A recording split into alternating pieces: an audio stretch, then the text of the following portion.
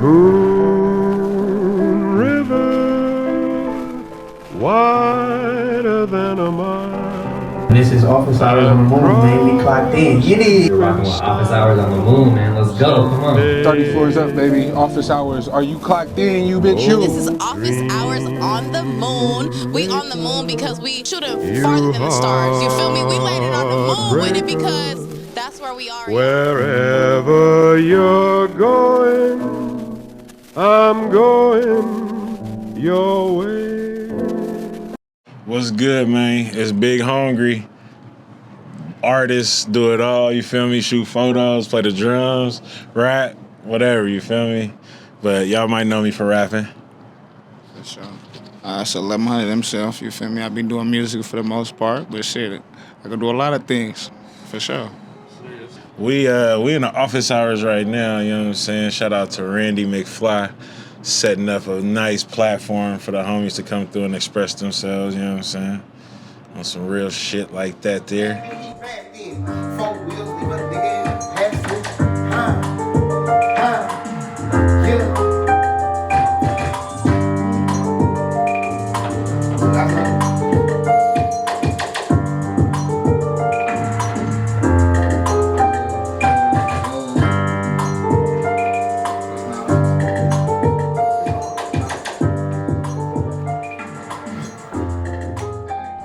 I mean, that's a long story or a short story, but I definitely give props to my parents and my brothers, you feel me, for the music that they was listening to, which even had me like hyped on hip hop or R&B and souldies. But the first time I actually stepped to it was with my boys, Neo the Gift and Gator. We had an 8 squad. This shit was back in the day, and they was already in the booth. And I was just telling the homie the other day, it was sick to where they was like, nigga, if you don't finish your verse in this next one, nigga, we giving you a body shot. You feel me? When you come out the studio. So I kind of learned how to get efficient, like, quick. I think when it clicked for me that it was actually something that people fucked with or liked was when I had one song on one of their projects. They had a full project. I just had one song. And the song came out, and it was on the project, and we were selling the CDs. And like a week later, the girls was coming back to school rapping my verse, rapping my song, you feel me? And I was just like, whoa, like, it works, you feel me? Like, it really go crazy. But, yeah, when you first started getting into it? I feel like I always loved music, for sure. My brother had, like, one of the first generation iPods, and I would always want to take that motherfucker to school. He would never let me. And then one time he left that motherfucker, and I took it to school. Motherfucker had T-Pain and David Banner, just a whole variety of a lot of shit. And I just fell in love with music. I've been liking music for real. And then I would always watch the music choice videos and shit and be like, okay, I want that shit. Like, I always wanted to do music. I feel like I had to get efficient. I had to get efficient also because it was like we would only buy 1 hour. We would only buy 1 hour at a time in the studio. So it's like, and it would be like 3-4 of us trying to rap, you feel me? So if it's like 4 of y'all and y'all trying to get it in an hour, everybody got to be efficient, knocking their verse out in a specific amount of time so things go right. Because everybody, like, we used to put money in, like chip money in for the hour and shit. Yeah, that's what's up. That's what's up. For sure.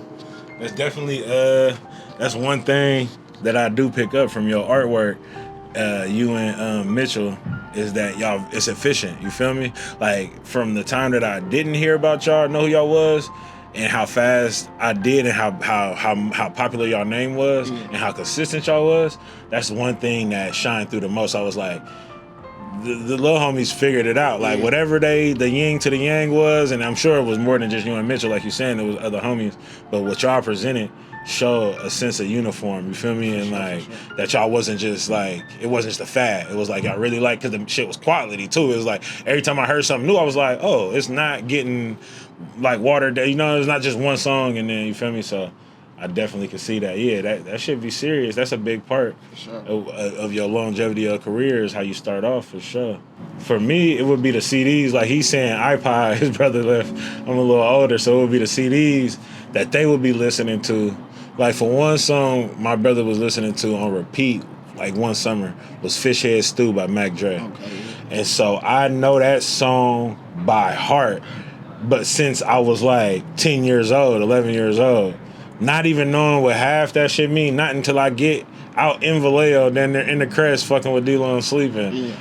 certain little things popping up, and I'm like, oh, okay, this is what he mean from this. This is what he mean from that. But the song was locked in from day one. So definitely my brothers, the music they used to leave around, even to like Mace from Harlem. You feel me? Like the Harlem World album. I remember I used to rap that whole album in the mirror. You feel me? Like word for word, just cause shit, I'm in a house to the neck and it's just slap. You know, I'm just fucking with it. But My mama, my brother, just a lot of people. I feel like my mama used to get mad at her boyfriend, and like she used to play a certain song, and I was too young to know. I'm like, why she always playing this song when I think she mad and she always playing the same song? Like I was too young to understand it. I didn't know what was going on. You feel me? My brother used to be going through shit with his girl, and he keep playing the same song over and over and over. I'm like, I didn't get it. You feel me? But music got a big impact on people's life for sure. For sure. Now the niggas older and then did that. I know you didn't been in the car all sure. day like fuck it. Yeah. Rewind the song. I need to hear when he said this right here. How hey, start that motherfucker over at the beginning. Start that motherfucker over again. Mama, Said yeah. I feel 2 bars. And he's like, oh, nigga, say that again. And then it's like, oh shit. We at that stage. For we sure. appreciate music like how we were showed to appreciate it for sure. Did you go to church? Yeah, my grandma used to go to church. I used to go to Sunday school, Yeah. and then we used to go on Tuesday sometime. We used to even go on Tuesday. Yeah, church is definitely the first real like hearing loud music, drums, having loud music pierce through the building. Yeah, and you catch can feel your it. You can attention. feel it in your feel body. it, yeah. Was your house like a movie house? Like Yeah, for sure. watching hella movies? Yeah, and we used to watch hella movies on demand, all that. What was the go-to though? I used to like watching Belly for real. I used to love watching Belly. I used to like nigga Baby Boy. Okay. Baby Boy hella much for real. Sure. Shit, just hella shit. All the OG classics.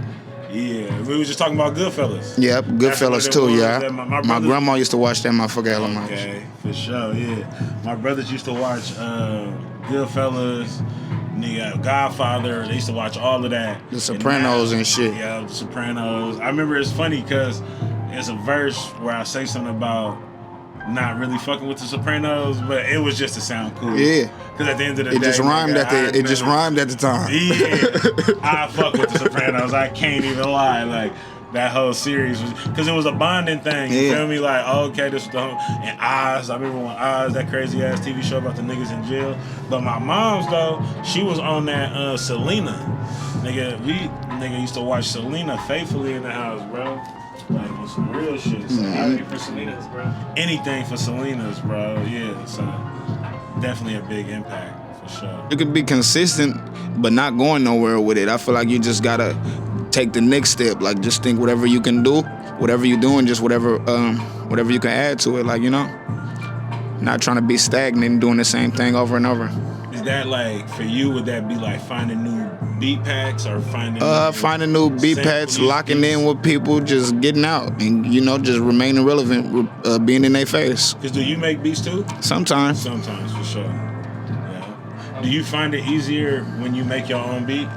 I feel like sometimes I can make the beat and it's gonna cater to my flow, but I'd rather just go through a bunch of beats and say, okay, because I'm not that good at it, but it's people that take that shit serious to me, more serious. I mean, as far as projects, you've been probably getting that good BTS footage, but the office hours, I've been up here with Randy, working hard with him and just coming and spitting whenever I can to keep the morale up, keep everybody fired up, you feel me? That's been real helpful for my like engagement or whatever you want to say with the internet, because the more I do stuff with Randy and come up here and spit something, it be motherfuckers on the street like, oh, I just seen that. You feel me? Versus if I ain't had nothing out, you know what I'm saying? And people being like, do you still rap? Yeah. Noticing me, but then wonder if I still rap versus been knowing me and didn't even know I rap and being like, oh, I just seen that shit you did. I didn't even know you rap. And I'm like, yeah, okay.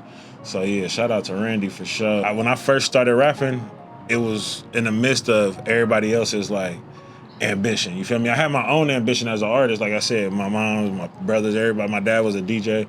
So it was inevitable, I feel like, for me to do something with music. But me being attached to other movements and not really focusing on my own artistry.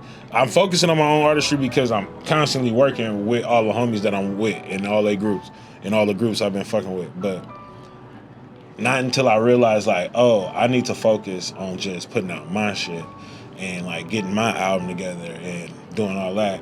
I wish I would have did that a little earlier. I can't say I wish, whatever, you know what I'm saying? But that's something that if you're an artist out here and you with groups and you with people, like, obviously still fuck with your niggas to the death if everything right, you know what I'm saying? But work on your own craft too, because all you're gonna do is just add to the rest of the everything that's going on, you know? For sure. So that was not until I stepped out and did my own thing was I more recognizable as a standalone artist and having songs with just me on it that's making bigger numbers on the platforms. But if you, it still don't matter as long if you don't got no system in place, you know what I'm saying? Like Brett saying, like consistency is one thing, but if you don't got a system in place to keep growing with it, if that's what you want to do, then yeah, it can kind of be stagnant.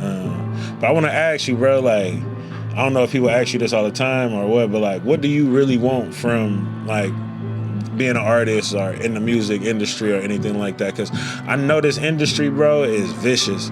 Sure. And you get in it and something happens to where you get more notoriety and then you want to, you know what I'm saying, look for a deal or whatever the case may be.